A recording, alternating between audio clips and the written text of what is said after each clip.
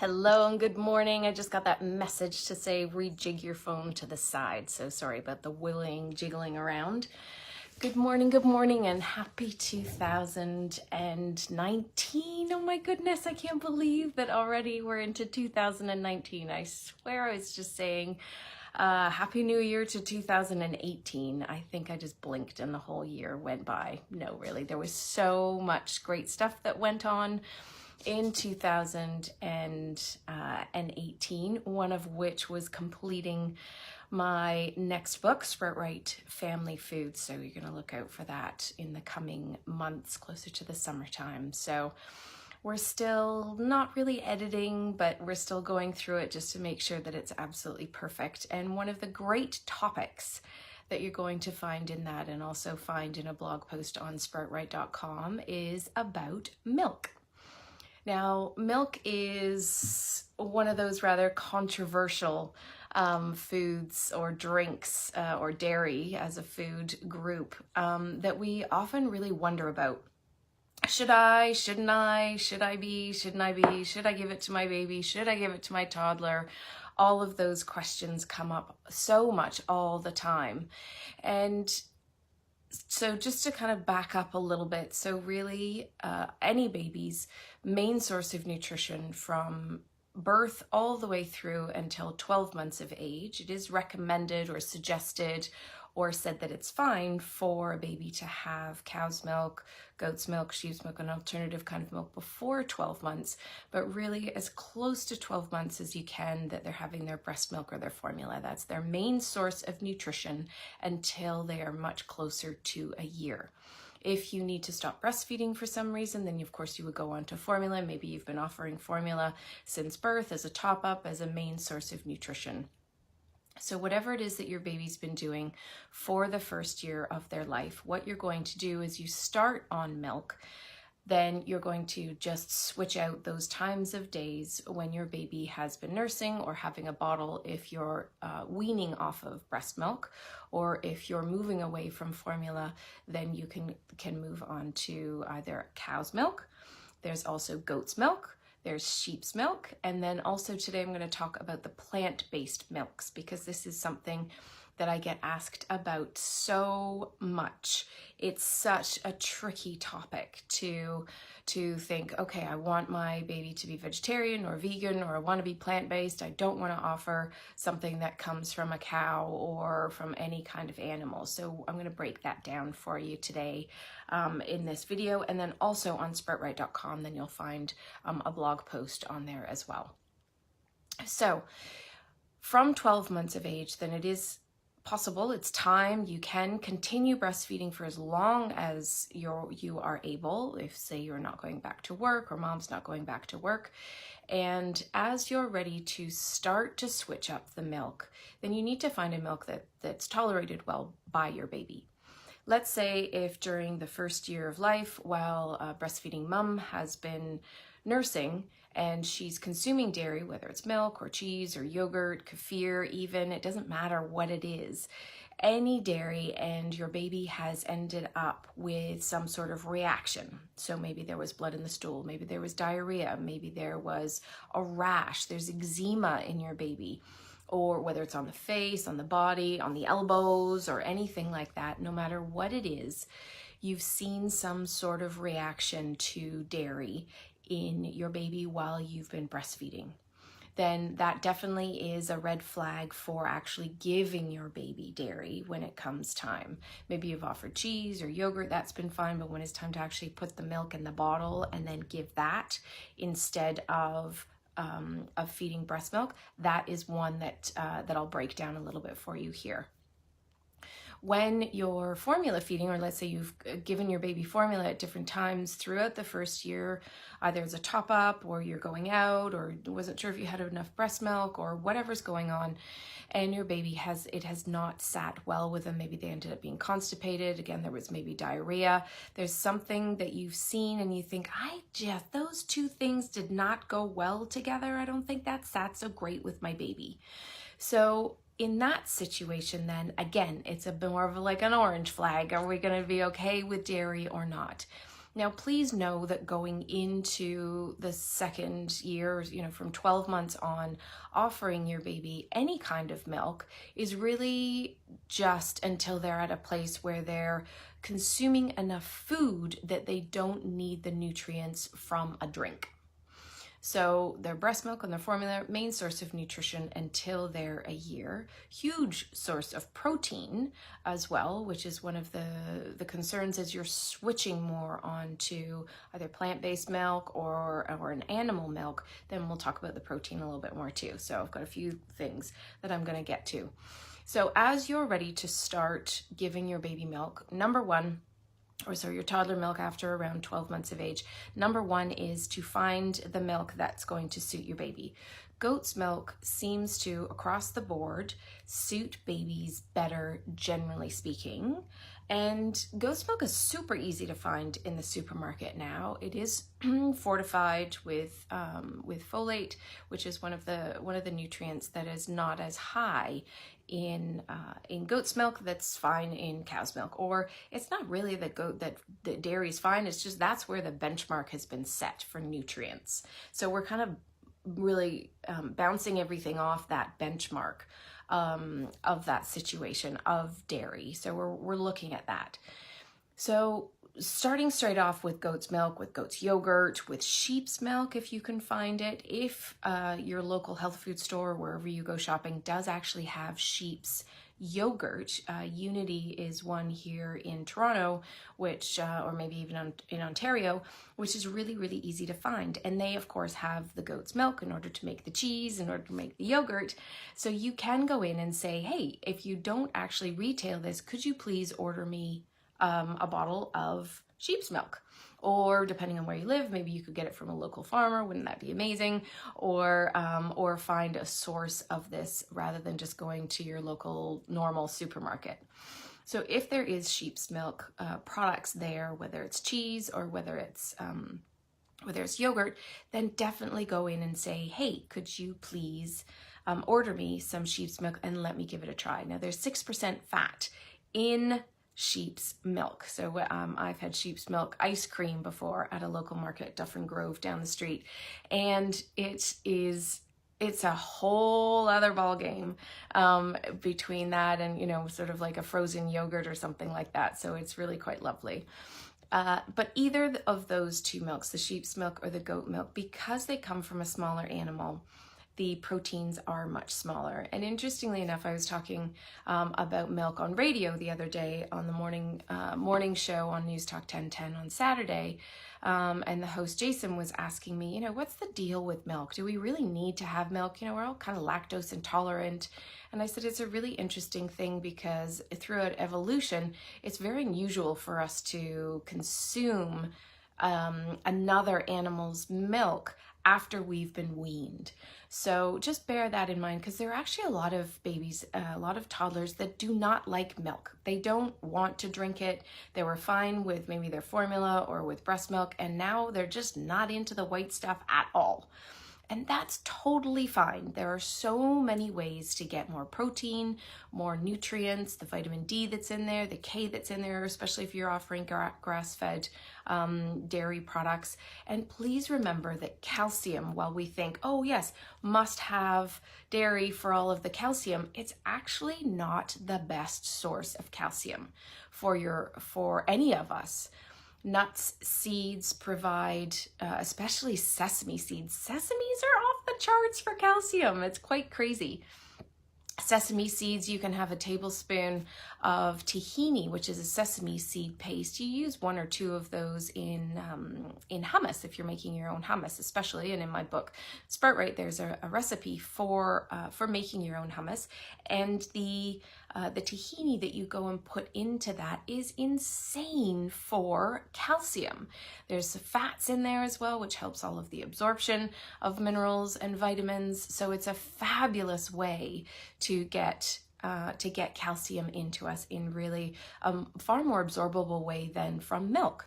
So don't think I have to give you dairy, because you need the calcium. any green leafy vegetables, if you've been putting spinach in any of the purees or any of the recipes that you've been making. The delicious dal that's in my book has tons and tons and tons of leafy greens in it. That is an amazing recipe for calcium. So don't think that you have to just do dairy for calcium.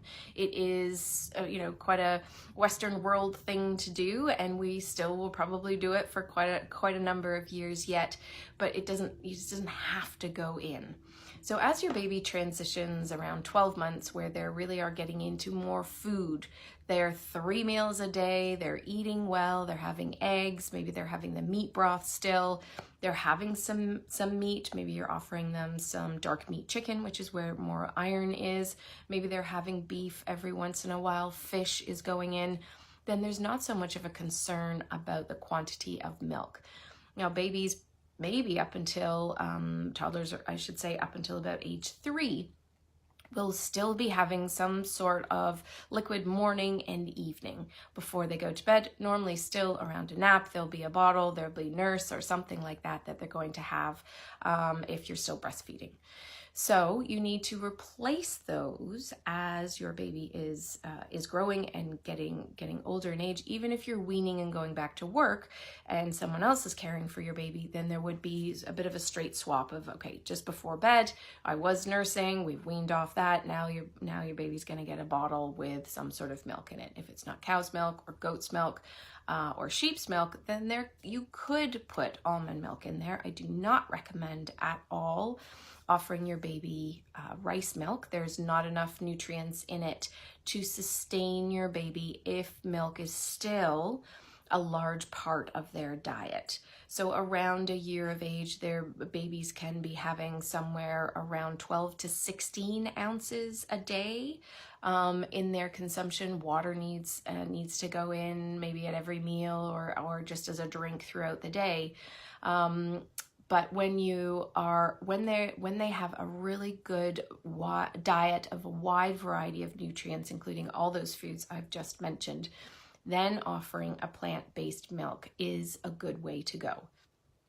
Almond milk, coconut milk, there's a recipe in my book for making your own almond milk. Of course, it's widely available. I do recommend that you look on the label and do not buy one that contains carrageenan.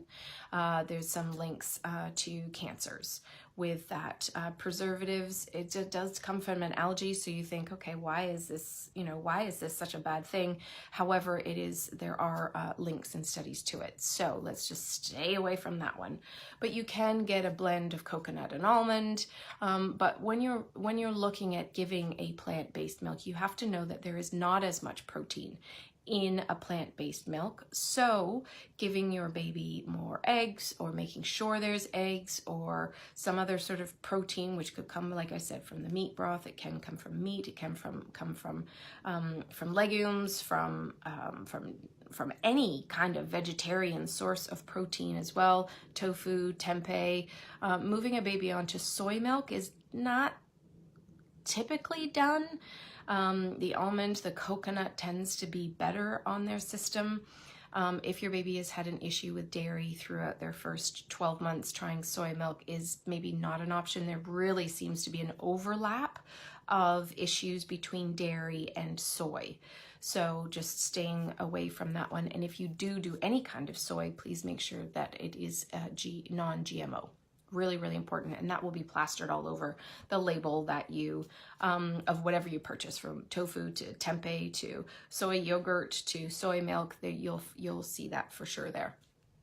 So as you're transitioning, typically I say between 0 and 12 months, it's their breast milk and their formula. And then from 12 to 15 months, they really are on a good diet. Most babies are on a diet with lots and lots of variety, tons and tons of fruits and vegetables still, loads and loads of colors. Please don't move away from that and just give them breadsticks and bagels and all sorts of things, because it's just not enough for their growing bodies.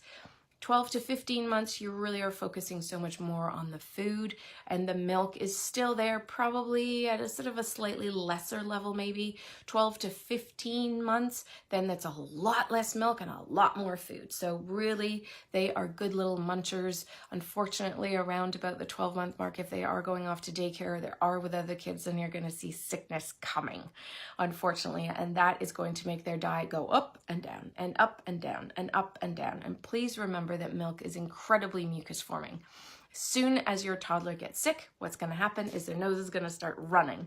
And that is because their immune system is set up for capturing and eliminating bacteria, viruses, all of those kind of things. And what the immune system does so well is to produce mucus.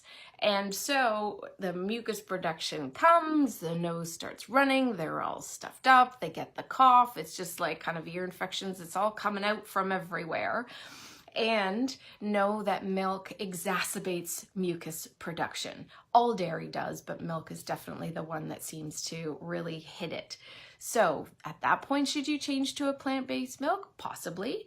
If you're really relying during sickness on milk because that's all your baby will take in, then you really just have to gauge it. If your baby's sickness or illness is moving into an ear infections are one of those things where they, without a doubt, are attributed to food sensitivities. So not a medically wide known or medically wide talked about situation, but dairy, wheat, sugar, and when I say wheat, I also extend that to gluten.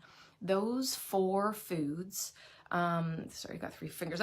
Those four foods can definitely exacerbate the ear infection situation. So an antibiotic is given for an ear infection, and then that annihilates the beneficial bacteria in the gut. The immune system is downregulated. It's not as strong as it was before. And then your baby or toddler can't fight it again. So another antibiotic comes. There's no change in the diet. The milk is still going in. All of these things are still happening. And it becomes just really super tricky for your toddler to fight off. So if you're in that situation, you think, oh my God, what did Lianne just say? It's just like, that sounds like me. Please reach out for a consultation, because we need to break down, look at what's going in. Why is the immune system not dealing with this situation? Sinus infection, ear infection, it is a closed cavity infection that's going on there. And the mucus production just makes it worse. So dairy is one of those things that I will always recommend removing. As soon as any diarrhea or, Norwalk gastro type situation comes on for anyone, please stop milk, because our bodies in our intestines have the lactase enzyme, not as much as we get older or as we get closer to age 2. And then anytime you have diarrhea, there's this huge whoosh through the intestines. And as this whoosh goes on, then out goes all of those enzymes. And then as you put milk into the digestive system, we're not able to break down that lactase with lactose. Lactose is the enzyme, lactase is the milk sugar. So there are many times when I'm always asking clients, please avoid dairy, not necessarily forever, but just for a period of time. And also know that you can offer your baby yogurt, plain, no sugar, no fruity tooty, fruit on the bottom kind of thing, because it completely negates the beneficial bacteria of the yogurt by having all of that sugar in there. It's such a high carbohydrate food, most yogurt. So Greek yogurt, plain yogurt, add some beautiful blueberries into it straight from the freezer. They love that cold feeling, that melting in the mouth kind of feeling. So really make sure that you're just offering plain stuff. You can offer kefir if your baby likes that. But if you want to just stick to the goat side of things, then you can get goat's yogurt, you can get sheep's yogurt. So there's other ways to offer an animal milk that is actually not just from cows. If you want to maybe look out for grass-fed options when it comes to cow's milk, that's tremendous, because there are so many more essential fats in there, which are really, really important. There's also so many more nutrients in there, vitamin K2 being the biggest one, which are for clotting factors. There is a vitamin D spray that is my favorite. I'm not sure if I have one on my desk right here. No, that's Heart Song. From Physica. Let me just see, I don't think I have one right here. It's in a bottle like this. No, that's liposome. Anyway, this one, it looks like this. It's called Solray D. That has K2 in it. It's my favorite vitamin D. It's liposome. It absorbs right in the mouth, bypasses everything else. So it's just absolutely a phenomenal product that you can do. But if you're offering grass-fed products, grass-fed dairy to your baby or to your family, then you're also getting that K2 into the body, which is so important for their bone formation, for their bone strength, and their bone structure.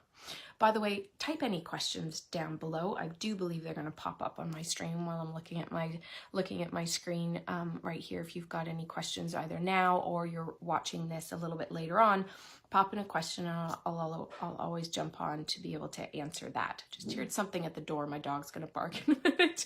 It's not time for the mailman yet, but just in case, please don't jump, or if your baby's there, your baby might be like, where's the dog? Hang on a minute.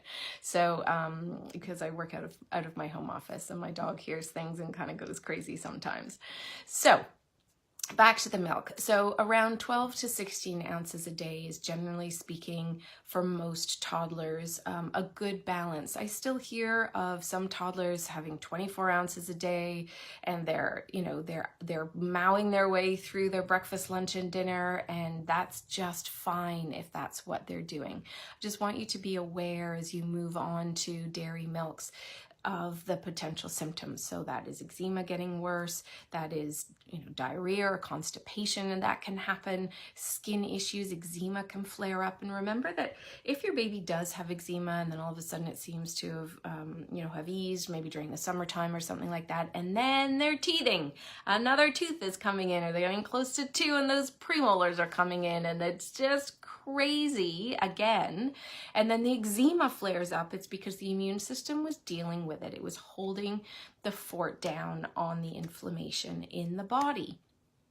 When it holds the fort down on the inflammation in the body and another immune challenge comes on, they get sick, the flu's coming, or those teeth are coming through, then the body sort of has to diversify, and it's got a lot more to do. The immune system kind of has to scatter, and then that's when you see eczema flare up or any symptoms flare up or anything like that. So I'm just offering this to you because these are some of the concepts that just make it so much easier for us to say, oh, hang on a minute, I think Lianne said something about that. I don't really remember what it is. Come back and see the video again, just so that you can get that. Or of course, you can always reach out, do lots of consultations, or there's lots of these concepts in the book. So if you just have a better understanding of what's going on in our bodies and how food affects us, because it really, really does. And you think, no, I'm just going to switch straight.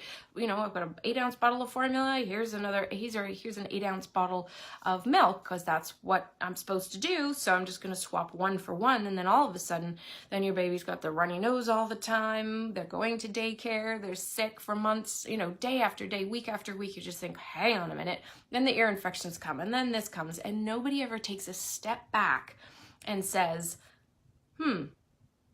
this didn't necessarily exactly start as I changed the milk. Lots of things changed because mom went back to work, baby's at daycare or with a caregiver and other kids, the sickness comes, the milk has changed, everything has changed, but the food really can affect. So do just try sometimes and take a step back and have an overall look at what is going on and when did this start? And sometimes it's not necessarily that there's an allergy that happens with dairy. It's more that there's a buildup of it. So you start off switching one bottle of formula for one bottle of milk. And then after that, then you go on to another bottle, and then you go on to another bottle, and then you go on to another bottle, and you think, well, first time I tried the one bottle, it was fine. Can't be that just because now I'm offering 4 bottles, or I've switched out everything, completely weaned off of formula or breast milk and fully on dairy now. It can be that, because these things can build up. Food sensitivities tend to be more about the level of consumption, the amount of consumption, as opposed to just switching, you know, like going to eat peanut butter and all of a sudden you see some sort of reaction. You've read that milk does not cause more mucus from the Mayo Clinic. Thank you, Kat, for that. I will absolutely look into that. It certainly is something that maybe anecdotally a lot of people do find. So there are always all sorts of studies out there where which say something different to what we generally find, because there without a doubt are all sorts of symptoms that people suffer with, not life-threatening, but they just don't make you feel great, that when you consume certain foods, that's what happens. So even if there's a study done on it, you kind of need to say, okay, there's a little bit of evidence that says this, there's some evidence that says that, let me try it for myself and watch and see what happens. Because no matter what the study says, I mean, it's hard to say in a situation of how much does it affect heart disease and all of those kind of things, because you can't got x-ray vision to see how the arteries are doing and all of those kind of things. But certainly in something like this, the best way to check this out is to remove a particular food. So let's say remove milk and just try an alternative milk for, you know, up to 3-4 weeks or something like that, and then put it back in. And then see what happens. That's your own way of doing a spot check, really, on how is it working for you? How is it working for you, your toddler, your baby, your child, whatever it happens to be? Because when you remove something from the diet, not like a major food group all of a sudden, if you need help with that, then of course that's something that I do. But taking that away and seeing what happens, put it back in again. Does the mucus production come back again? Sometimes when the body just has time for an exhale, just to relax from that. And then when you put it back in again, then you don't see the same symptoms. You think, okay, well, that's fine. I can eat bread again. I can eat gluten again, and it's not a problem until, you know, another month or two in, when you're back up to the level of consumption before, then you start to see a similar kind of symptoms that come. So I'm going to leave that one up to you, but thanks for mentioning that, Kat. I will definitely look into something. I'll look into the Mayo Clinic. I personally, without a doubt, have found that. I have without a doubt found that also with my kids. Also, now that when they're in the teen years, my daughter's skin has got the sort of the more hormonal acne going on. Not really bad, but certainly at different times when I see that their diet is off, they're consuming a lot more dairy that's going in, then we have done a bit of a test of how's it affecting their skin. Yes, we take dairy out for a little while, we go back to the almond milk, go back to the alternative milks, their skin has without a doubt cleared up, and then we try it again, and then it kind of gets worse. So this is what I'm talking about. So you've got this information as a baseline, and then you can give it a go yourself, or of course discuss it with a naturopath, nutritionist. Doctors aren't always necessarily in on the food, in and out and all of those kind of things. They've got all of all the symptoms that they deal with the sickness and things like that. So unless you've got a doctor that's really studied nutrition, then they may not be aware of these kind of things and just say, oh no, that's definitely not. So you're here, you're listening, you've got another perspective on things, and then you can do with that information what you feel is right for you and your family. All right. So if there's any other questions at any time and anybody wants to jot something down below, thank you so much for joining me today.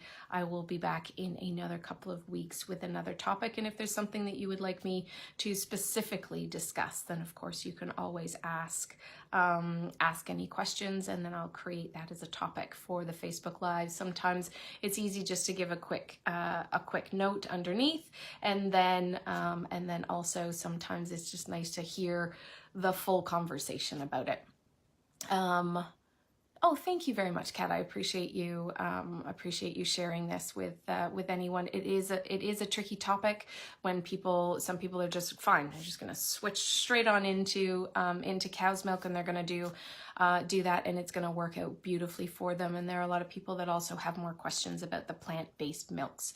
So again, to reiterate, like the rice milk is just not enough. We've got so many more milks coming onto the market. We've got oat milk, we've got hemp milk as an an excellent alternative just on the taste front.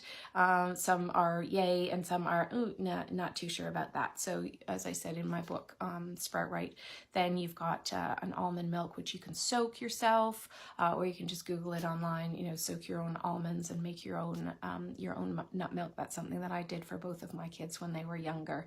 And while you think, wow, why am I going to do that? There's tons of them in the supermarkets. That's totally fine.